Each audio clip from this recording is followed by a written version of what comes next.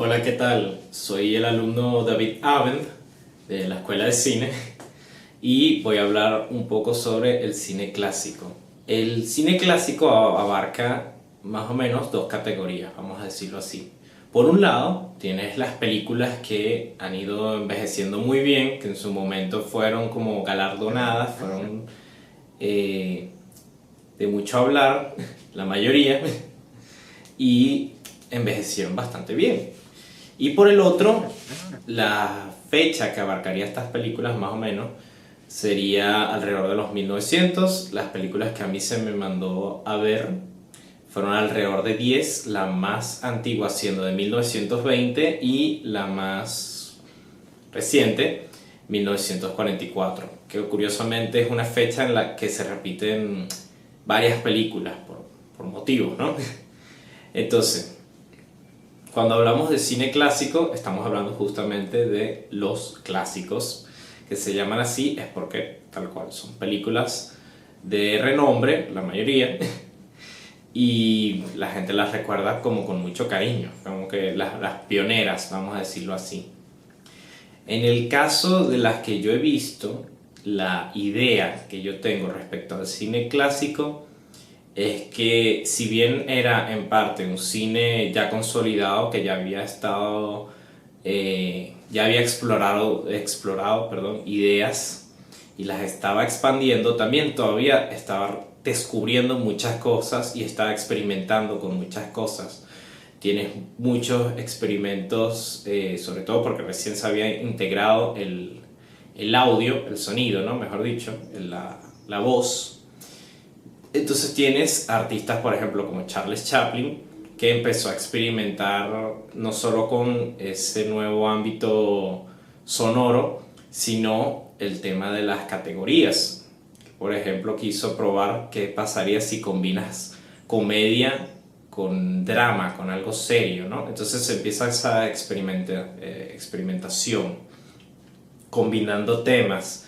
Luego tienes otras películas que más bien lo que quisieron hacer era combinarse con estilos artísticos, explorar en una película un estilo de arte, para ser un poco más específico. Por ejemplo, en 1920 tienes justamente el Dr. Caligari, ¿no? El gabinete del Dr. Caligari, el cual era un expresionismo alemán, justamente el estilo de arte era de ese ámbito, y de hecho el artista que hizo los póster y el propio arte dentro del set, el director de arte, era un artista del expresionismo y surrealismo alemán, ¿no? Después tienes La Edad de Oro, que era puramente surrealista. La película anterior a esa, que fue Un perro andaluz, los propios artistas la habían comentado diciendo: oye, mira, no sabíamos que te gustaba el surrealismo, les gustaba el surrealismo a los directores. Ellos no tenían idea del movimiento y era una película que ya entraba en la categoría. Entonces después, cuando hacen La Edad de Oro, ya es al 100 conscientes de cómo es el movimiento y explotándolo, vamos a decirlo así.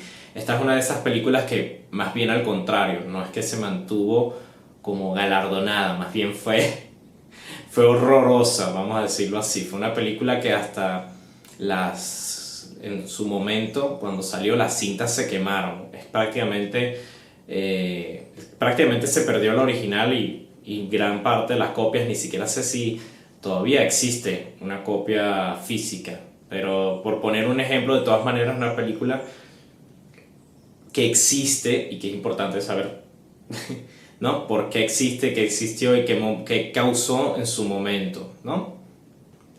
Y además, bueno, aparte de combinar, como he mencionado, temas o categorías como drama, comedia, vamos a decirlo así, y también tienes los movimientos de arte, terminamos por añadir lo que serían los eventos, que ya era algo, ok, eventos me refiero a eventos históricos, que ya era algo que los países querían hablar, que los querían compartir, vamos a decirlo así, pero tienes varias películas que ocurren durante sucesos históricos e inclusive antes. Como mencioné, la mayoría hay varias que salieron en 1944.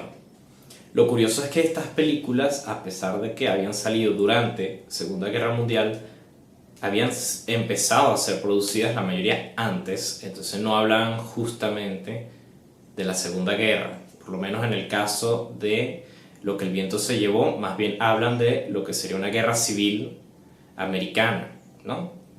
Y por el caso después de Iván el Terrible, que más bien una película rusa, se está hablando justamente de una guerra civil rusa. Todavía no habían abarcado lo que sería la Segunda Guerra Mundial, y eso es interesante, porque hay películas como El Dictador, que fueron antes de la Segunda Guerra, y prácticamente hay personas que creen que lo predijeron todo el asunto que sucedió. Pero las películas que hablan de esos sucesos suelen ocurrir, o sea, suelen ser grabadas durante, pero como eso tiene un proceso, no se estrenan sino hasta después. O inclusive puede ocurrir que esas películas justamente se prohíben y uno no conoce su existencia sino hasta después, porque existe todo este tema que es la censura, como es algo que curiosamente le ocurrió a la Edad de Oro, porque se metía con temas religiosos y por ende le cayó el martillo, la censura, ¿no? Entonces, para finalizar, son películas muy interesantes, la mayoría son largas, y se nota una diferencia entre todas ellas. Los directores empiezan a descubrir sus caminos, sus estilos, exploran, no hay mucha cobardía, a pesar de que es un momento frágil, históricamente hablando, ¿no? Un momento muy frágil en el que las cosas podían salir muy mal, y todavía habían muchos valientes, ¿no? Muchos valientes que tenían cosas que decir o querían probar cosas, no les importaba mucho, ¿no? Vamos a decirlo así.